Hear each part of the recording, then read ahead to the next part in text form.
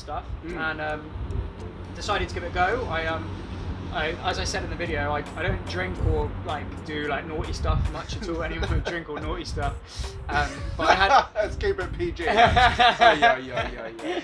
I'm very well behaved. I had one night last year where I fell off the wagon and it was like 5 o'clock in the morning and I was sat in my kitchen with some of my mates and my one friend started telling me about how he's been having cold showers every day for a year, and we were like, so we started talking about that, and then I just woke up the next morning and did it, and did that for like a month or two and quite enjoyed it. And then I set myself a challenge at the end of last year to do 100 days of either cold showers or wild swimming. I read the Wim Hof book over Christmas, so that gave me a bit of sort of motivation. And I wanted to do it for much of the same reasons of things that we've been talking about already, to push myself out of my comfort zone, to callous the mind, to try and do something which has made me feel uncomfortable, and which I also know allegedly has some really strong health benefits. So yeah, from January the 1st, I then spent 100 days, and I carried it on. I still had a cold shower. I had a cold shower today, but it's quite easy in this weather. It's not as impressive doing it now as it is in January, February, March, but like I was jumping in rivers and ponds and Clevedon Marine Lake, and I felt cold watching you, bro. It was cold. It was really cold, but it's really interesting how it got easier.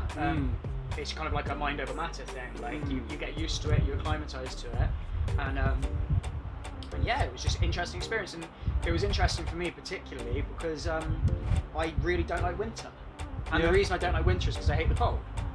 So it was kind of like, again, it was taken to the max, that idea of pushing yourself out of the comfort zone and challenging yourself. It's like, okay, cool, so you hate winter, you hate the cold, so what are you going to do about it? Well, I found something within winter, within the cold.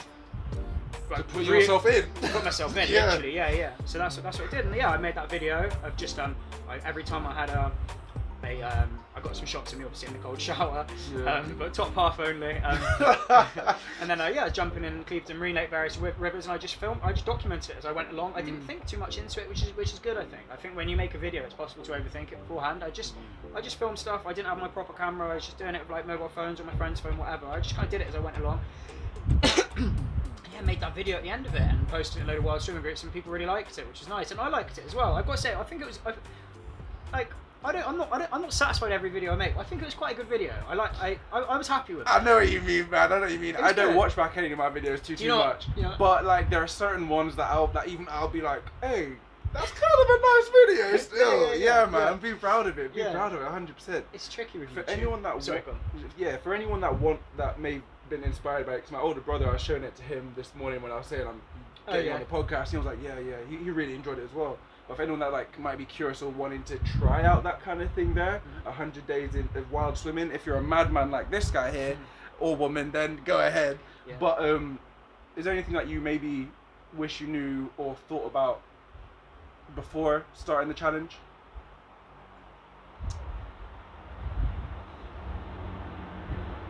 I think if I was to give some advice to someone that was doing it, I would say that you don't have to go in like balls deep straight away. You can just have a warm shower and just go 15-30 seconds on the coldest setting at the end, because I think if you try and straight away do like 5 minutes cold showers, or you try and just jump in this cold water and it's like you've never experienced anything like it probably increases the chance of you just stopping doing it. I would say ease yourself in. Because when I first started last year, before I tried the 100-day challenge, I was doing like 2-3 minutes. So I went from nothing to 2-3 minutes. Okay. And in the end, I just stopped because it was hard. Yeah. So I would say that just start off doing 30 seconds at the end of a hot shower, just coldest setting, grin and bear it, and then eventually it gets easier, and then you can just increase the amount of time you do it. Nice. The link for the video will be down in the description below as well, in case you guys want to check that out. You're too kind, mate. But if any of you guys actually do end up trying out this 100-day challenge, let me know. Hit me up on Instagram or something like that as well. I'm sure Seb would be interested to find out how you guys do 100%. It. You guys can go wild swimming together, maybe. Yeah. Who knows? Maybe you could be in the next video. There you go. 1,000 days of wild swimming coming out in 2024. Still alive. Cool. The next video, bro. The mini series that you did, called Humans of Bristol. Yeah. That I'm talking right now, and I'm starting to get a bit of goosebumps. Do you really like it that much? I really like it. And that's nice. I don't know whether I'm just like maybe I like it more than other people or something like that, but I really read into things, if you get what I'm saying. And to me, the reason why that was really impressive was that, again, I was talking to my older brother about it earlier on today, people don't talk about their feelings, especially at the moment. Mental health is such a big thing in actual 9-to-5 jobs as well as just the whole world, it seems. Like, people don't honestly talk about their feelings, it seems. Yet still, somehow, when a random guy comes up to them with a camera in their face and asks them just a very simple question, they just riff and just start bringing out this, like, almost like some honesty about themselves that they wouldn't have even been able to be with family members and that kind of thing. I think it's a very important video to have of this kind of thing, and a very important thing for people to be able to interact with, if you get what I'm saying. That stuff is essential. For you got like a person talking about how they felt about one of those topics that you had up. That person, after that, they're walking home their whole day. When was the last time that some randomer asked them to be on film? Now they're thinking about the words that they said to you on film. Now they're going to go back and check the film that you just made and check the words and then think again what they were thinking then compared to what they're thinking now, and all this kind of development, if you get what I'm saying. I think maybe I'm reading into it too much, but to some extent I understand how the subconscious mind works, and that's just how it works. It processes over and over again. Basically what I'm trying to say is that was a very impressive video. Thank you. And I like the impact it has on the individuals of Bristol. Yeah, I think it's like at this time, like on social media, I think that it's just quite different from a lot of the other stuff that you see online at the minute. Even different from the content that I had made in the previous videos. It's almost like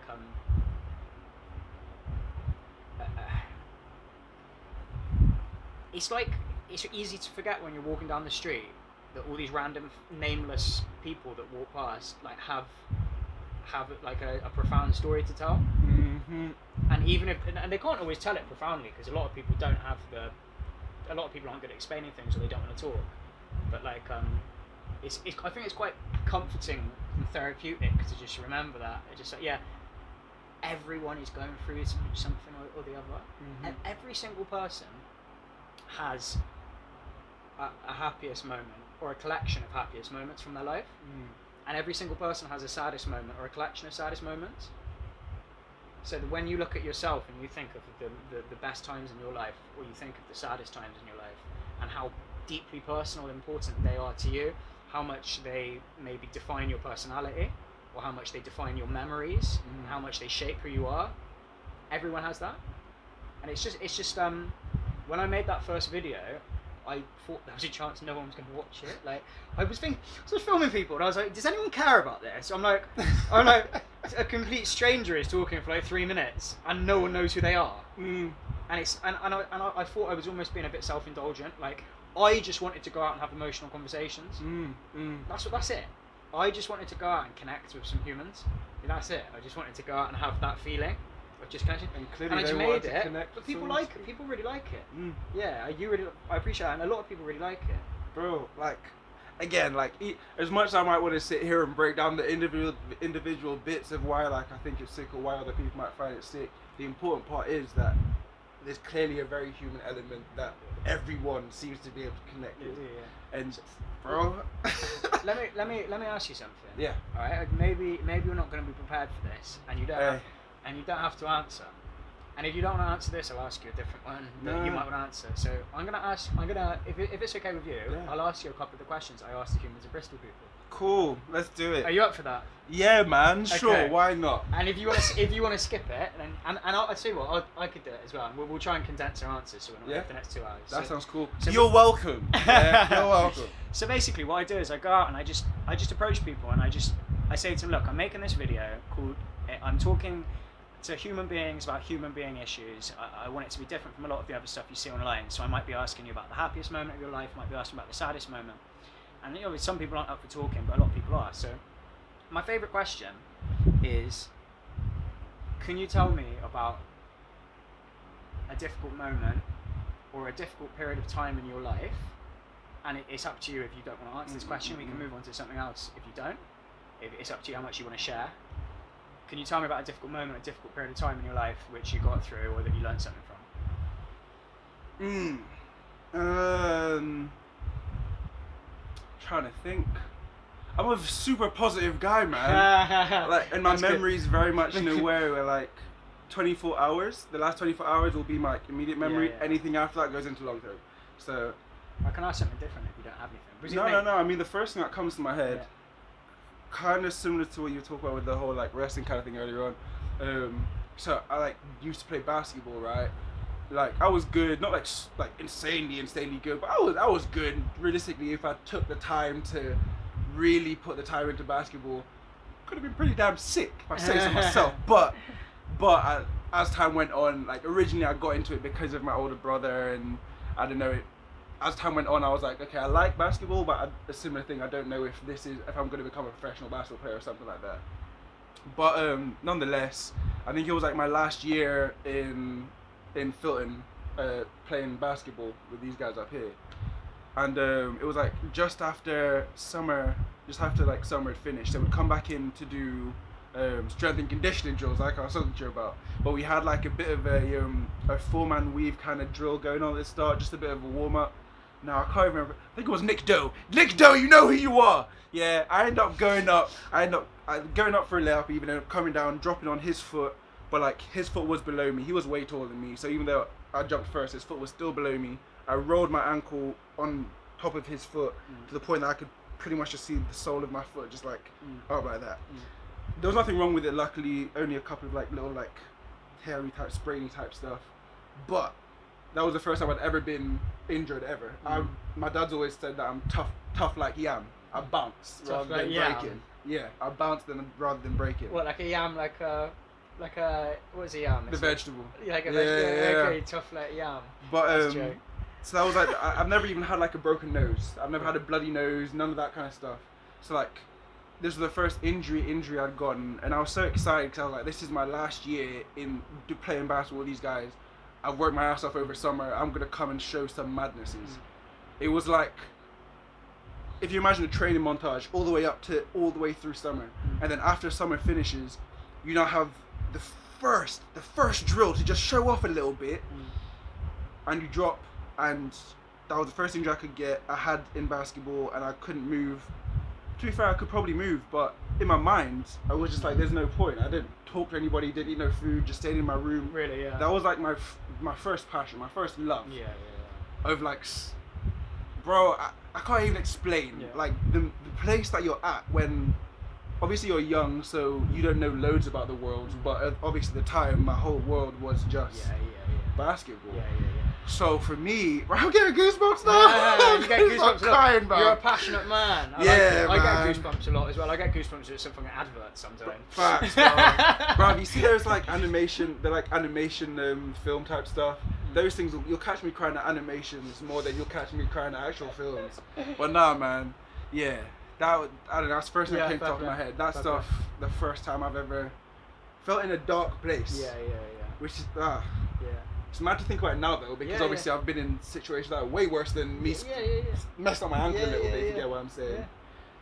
But yeah, I think it's probably actually maybe worse when it is just in your head. Yeah, perfect. So I'll tell you what, we'll get this footage, we'll zoom in on your face, I'll try and put some trees in Castle Park in the background, and we'll have that in the next video. Apologies, I kind of rambled on it a little bit. No, it's good, man. I enjoyed that. Thanks for sharing. Oh. See, this is the kind of point that I was making earlier on, yeah. Even after talking about that stuff there, like it's almost like I've got a bit of residual energy from that past. If you get what I'm saying. Yeah. Oh wait, I'm sure you do. I actually put this on my Instagram last night. A very good quote from the famous psychologist Sigmund Freud, who said, where is it? Exactly what you just said. Unexpressed emotions will never die. They are buried alive, and they will come forth later in uglier ways. I'm not saying that's what's happening now, because it felt like you did feel that emotion, so it wasn't buried. But emotions linger. You know, 100%. You can sometimes hear like a certain song, or smell a certain that reminds you of a good or a period of time in your life and gives you that nostalgic feel or that sad feel. I've got a few songs like that. My dad passed away when I was 20, and I've got a. Cheers. There's a couple of songs which Yeah. Yeah. Yeah. Bring it back to there. But yeah, I'm not surprised you still feel residual emotions. But it's good to, it's good to be an emotional. You're an emotion. I love the fact you get goosebumps, mate. I get goosebumps quite a lot. Sometimes sometimes I feel like a bit of a sucker. I'm like, why have you got goosebumps, mate? This is like, I watched. You probably never saw it because like it came out when I was like 5, so you were like -5 at that point. But there's a film called Homeward Bound. I know the. You know Homeward Bound, yeah. I'm an old head, bro. Okay, good man. Old head, yeah. So it's that film Homeward Bound about a dog, and it's a Disney film anyway. Yeah. And I watched the last bit of the last 5 minutes on YouTube of Homeward Bound with my brother the other day. And I got goosebumps. I got goosebumps at the dog and the cat walking over the horizon and seeing their owners again. Yeah. And my brother was cracking up because it was like all over my arms. Because I'm watching fucking Homeward Bound, and I was like, stop. Like, my body is letting me down. Like, my emotional system. Was it your younger brother as well? Older brother. Okay, alright, yeah, not too bad then, not too bad. Yeah, man, I think, honestly, like, I talk with Jerry a lot about it, and Karen, my best mate, also the other half of the BSC at Bristol Life thing. Yeah. About emotions, man, like, not even just about emotions, I think humans are, we're going far off of, like, the plan that I had for this stuff, but who cares, right? Fuck their script. But like, personally, I think humans are some of the most overpowered, amazing, insane things in the whole world. Yeah. Like, I can only really point to myself because I've only really lived my life and my own experience this time. But with it, like, I've seen how hard it has been to go through certain things, but I've also seen the development to where I'm at now, if you get what I'm saying. And because I've been able to be at that point where I'm at the worst version of myself I've ever possibly felt like, and forcibly made myself into something else. Yeah. It makes me feel like, oh shit, like, this shit's possible with me. It really is just a mental thing of just being like, yeah, I can do that, if you get what I'm 100%. Saying. I was so curious to see like how... It's a mindset thing. Yeah. It's difficult. It can be very difficult for a lot of people, and it can be easy for others. For some people it can be somewhere in between. But yeah, humans, we can be very adaptable. Especially with the whole, like you talk about then about how like you feel, like both were saying about the feeling thing. You've heard about like obviously empaths and that kind of thing. There's different types of people, right? So to me, in my mind, I'd like to think that no matter what, there's a good, better result of the future, right? And to get to that point, we need certain types of people in the world. So even though there's people, even the Karens, we need the Karens, bro.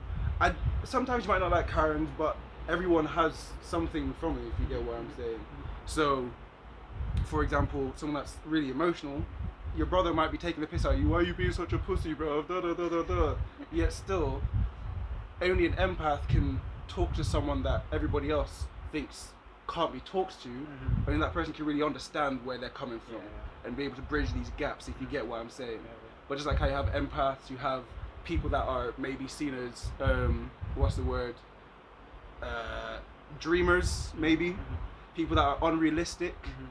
Flip it a little bit. Realistically, these are people that they create the path. They like throw out these ideas that are maybe a bit too far for us, but some of their ideas aren't too far for us, and those ideas are the ones we catch on to, if you get what I'm saying. At the moment, I get so sucked into these documentaries and things, just talking about humans. Have you seen Humans? As in, there's a documentary called Humans. I've seen... You'll like it if you haven't seen it. There was a TV series I watched which was about like AI that was based, like robots that was basically the same as humans. That sounds interesting. There's a YouTube documentary, it's a 3-parter. It's called Humans Volume 1, Humans Volume 2, Humans Volume 3, and they interviewed thousands of people all over the world, and it's just just them with a black background, just close up on their face, and ask them questions about love and life. It's similar to the videos I've been making, basically, but it's on a larger scale. I think you'll really like it. Bro. Yeah, you should check it out.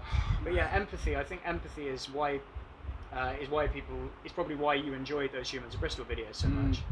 Because fundamentally, that's what you need to enjoy them, is empathy for other people and empathy for other. I mean, like, okay, so going a bit deep here, but I love it, bro. I much prefer that. Honestly, I prefer to talk about deep shit than superficial shit. If you when you see something like this, is a bit like intense, but just bear with me. So when you see when you see something really horrible, like a mum or a dad goes to prison because they like murder their child or something, like a young, like their baby or something, or like these horrible incidents in which like something like that, and it gets reported, and you'll see online all the comments. People say like scum of the earth, vile, scum of the earth, lock them up and throw away the key, that sort of stuff. It's like jump to conclusions much. Well, it's like a lot of people that have like a really, really terrible upbringing are destined to go and do stuff like that. And if you saw someone that was like 16 years old, and you said, look, here's this 16-year-old, they had a horrific childhood, they haven't experienced love, they've been abused, etc., etc., you would feel nothing but empathy for that person. And yet, when the following day that person goes and commits a terrible crime, the terrible crime that they were always going to commit because of their horrific upbringing, at what point do you go from being empathetic to then saying lock them up and throw away the key? No, don't get me wrong, if someone's doing stuff like that, they should be locked up, no doubt. They're a danger to society. But the point I'm making is, it's like I always try and question myself being too judgmental, even of people that commit horrible crimes. I've read a couple books about serial killers, and 9 times out of 10 they had horrific childhoods. Not in all cases, but a lot of the time. Now, empathy can only take you so far. Empathy doesn't make a dangerous person safe, and it doesn't mean that they shouldn't be imprisoned and stuff. But there's a lot of talk about like various injustices in society at the moment, and like and there's some people do have abhorrent views and behaviour, but like I don't know, I just think it's like useful to remember that like everyone was born a baby, and a lot of the time people grow up and have these experiences which shape them a certain way. And I'm interested in speaking to bad people. Yes. Do you know what I'm saying? Like we're talking about paedophiles, serial killers, that sort of stuff. Not to say, oh, you're okay, you didn't do anything wrong. No, and give but them a big to hug. understand. But like, again, as we were just talking about before, everything's a journey. So if everything's a journey, and obviously on a journey you can stray. And if you don't have the people, not all of us are lucky enough to have people that care enough or are even there to be able to guide us back on the right kind of path. Because none of us have a clue. None of us are born with a manual like attached to our umbilical cord. You just gotta start doing stuff, and hopefully there's people that care enough to guide you in that kind of direction. But actually, I just remembered the quote that Joe Rogan was saying the other day. How like you should treat people as though you're looking at yourself living another life. If you get what I'm saying. Because realistically, we could have switched places, and you could have been the one born in Jamaica. You get what I'm saying? 100%. You've got 100%. That's good advice. I think man. Another one is you'll never speak to anyone. You'll never speak to anyone as much as you speak to yourself in your own head. So say nice things. That's a joke, that one. That's a bar. Yeah. No, 100%, man. 100%.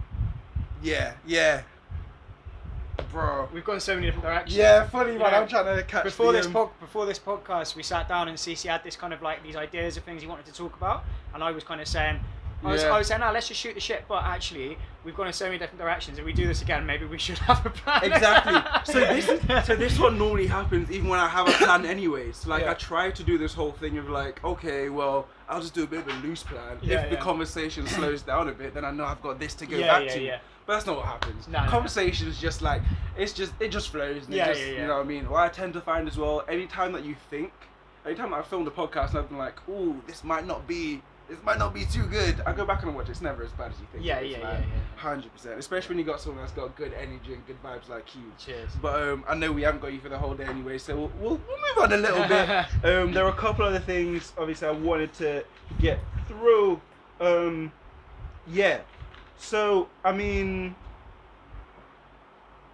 let's get some stories, man. Let's get some stories. Okay. I just enjoy hearing you talk, man. You got stories. You just put them in messages. Well, the one that I was thinking of, which I thought you might find quite funny, is I told you earlier about when I quit wrestling. Yeah. And what I did actually, the couple of days after I quit wrestling, I booked a one-way flight to Bangkok in Thailand.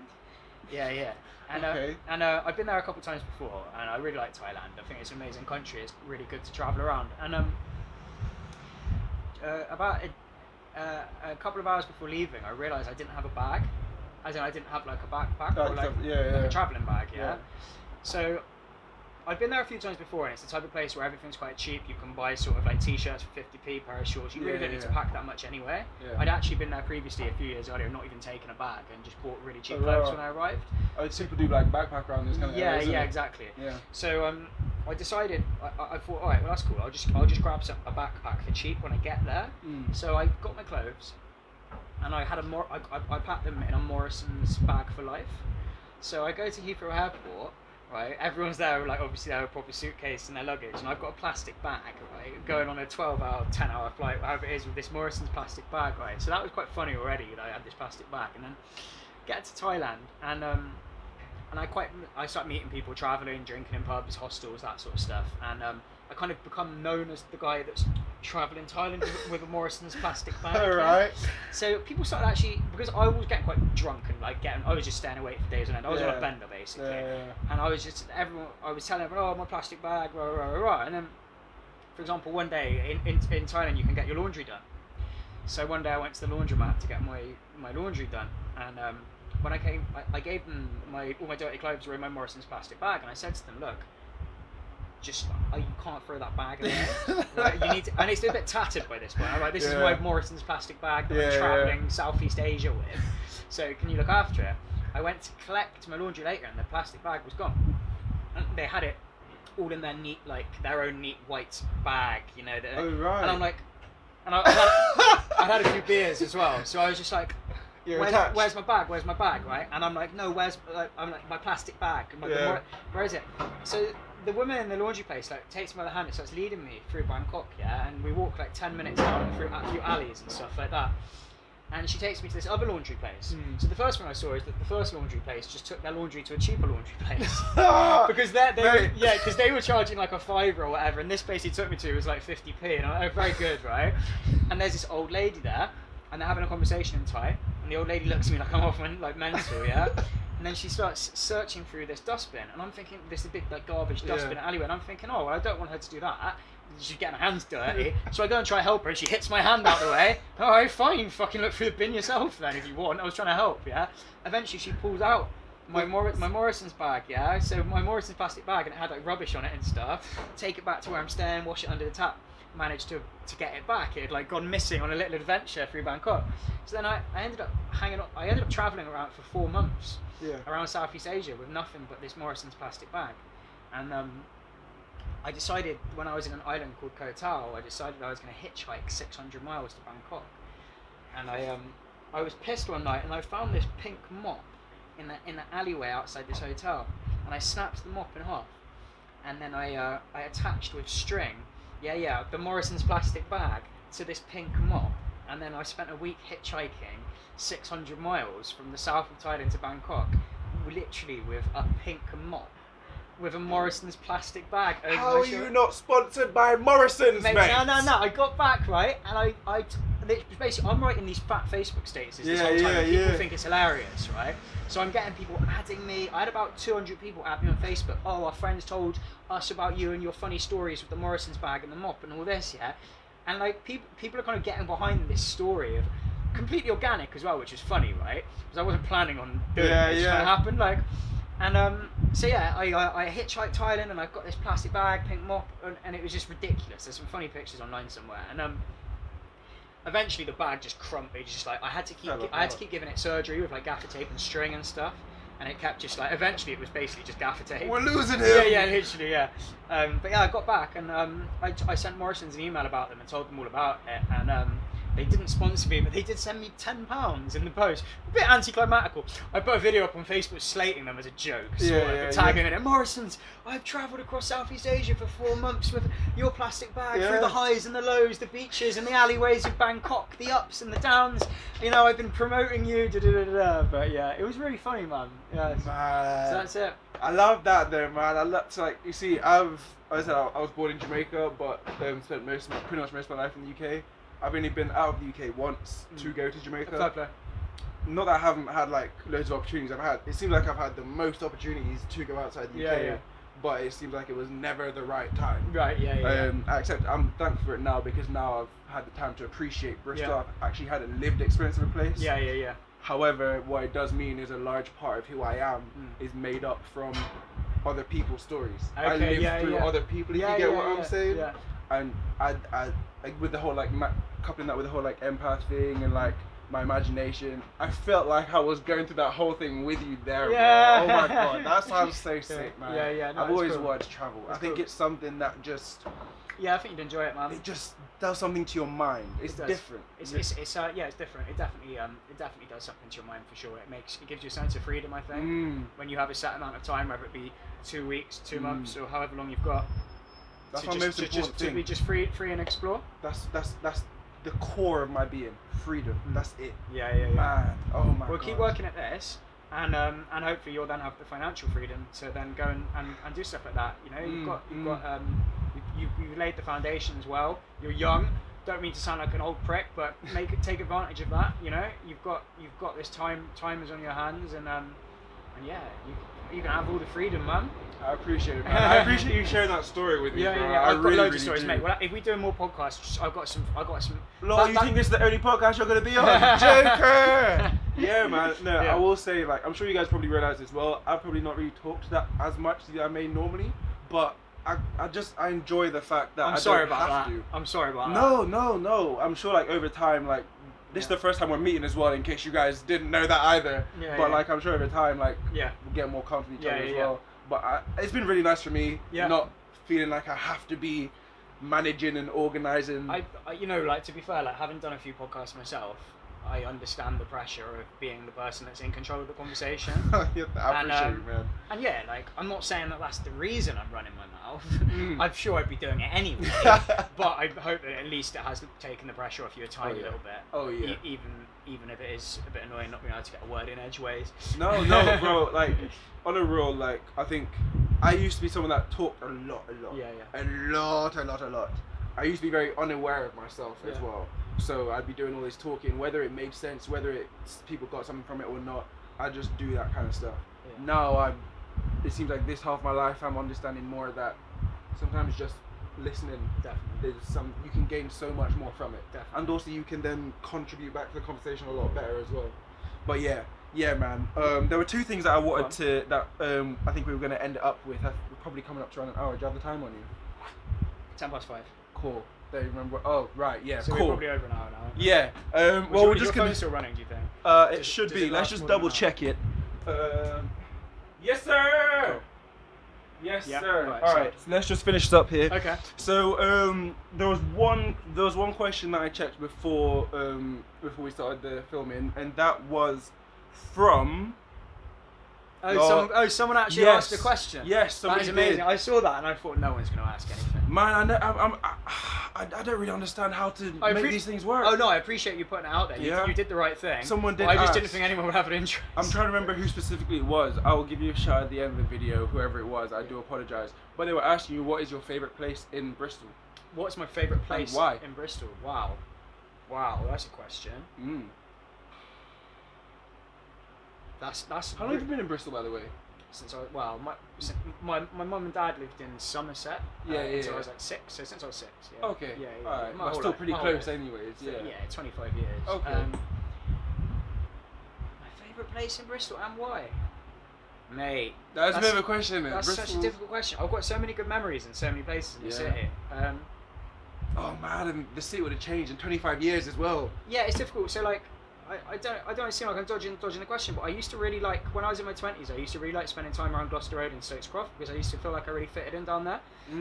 Now I'm a little bit older, I quite like spending time where I live in Bedminster. I feel like I fit in around there a little bit better. I feel like I don't feel quite as attached to the sort of that Stokes Croft scene as I did. I've kind of moved on a little bit and I quite like Bedminster. It's kind of like Bedminster's like very sort of English, very sort of like kind of a little bit run down, like East Street in Bedminster. Do you know East Street in Bedminster? It's like it's kind of like any other British high street, but it has a certain charm to it. It's kind of like there's something quite like nostalgic about it almost. It's like a shithole, but in a good way.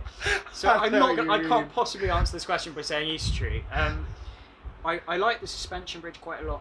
When I was a kid, when I was about 15, 16, and I used to go out drinking, we used to go climbing on the suspension bridge. Wow. We used to climb up on Do you know it. the first bungee jump happened on that suspension bridge? Is it? The very first I bungee didn't jump know in the that. world. I didn't know that. We made like a BSLI video of like facts, Bristol facts and that kind of thing. Yeah. Bristol's sick, bro. Yeah, there's a lot of cool stuff.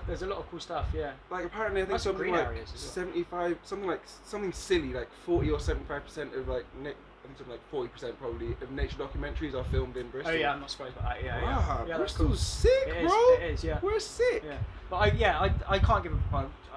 That's what I've said is all I can say. Like I like lots of parts of the city. I couldn't. I'll get back to you. Yeah, there you go. Big ups to Bedminster though. Yeah, why not? The last thing though, to finish this up, thank you everybody for watching so far. Thank you for having patience to get this far. Now, to finish up, I think the only way we can really close this podcast of learning, understanding, developing, and cool just conversations and that is if you close it out with a bit of a message. Is there anything that, if there was one message that you could put out to everybody watching today, what would it be? That you could leave people with? Stop thinking that people who disagree with you on controversial issues are bad. Stop thinking that people that disagree with you on controversial issues are less than you, and learn how to communicate with people that have different ideas, because in our society at the moment, there's a lot of division, which is no doubt assisted by technology. The majority of people believe the things they believe because they think they're doing the right thing. There's exceptions to this. Obviously, we don't need to name the obvious exceptions. Some people are just messed up in the head, but the majority of people are coming from a good place. The majority of people are coming from a good place. And if they think something that's completely different to you, that's the complete opposite, there's a chance that instead of casting them as the villain and thinking that they're a terrible person, that actually there's a more charitable interpretation of who they are and where they're coming from. This is mainly to do with political stuff. Do you know what I mean? Mainly to do with political stuff. There's this huge divide in the country right now, and both sides think that the other side are fundamentally evil or bad or wrong. You know? No, 100%. 100%. And I think that you're doing yourself a disservice, and you're doing everyone else a disservice by characterizing the people that you disagree with as villains. What you're doing is you're dehumanizing them, and you're completely missing the opportunity to get any common ground. So yeah, the message to the world would be, if someone believes something completely different to you, try and have the most charitable perspective as where they're coming from, and try and have a conversation with them where you give them the benefit of the doubt as much as possible without pointing the finger and blaming and being mean, basically. That's what I think. Very wise words, if you ask me, and not only just in politics. I think this is something that's just good to have to exercise within yourself, anyways. I think it's good to have loads of different opposing views. Humans are contradictory beings, so why would you try to just be one thing? If that makes sense. But anyways, thank you again, everybody, for joining us on the podcast today. I've been Cece. I've been Seb. And thank you guys for watching. See you guys on the next pod. Peace. Bro. Nice, mate. Thank you for that.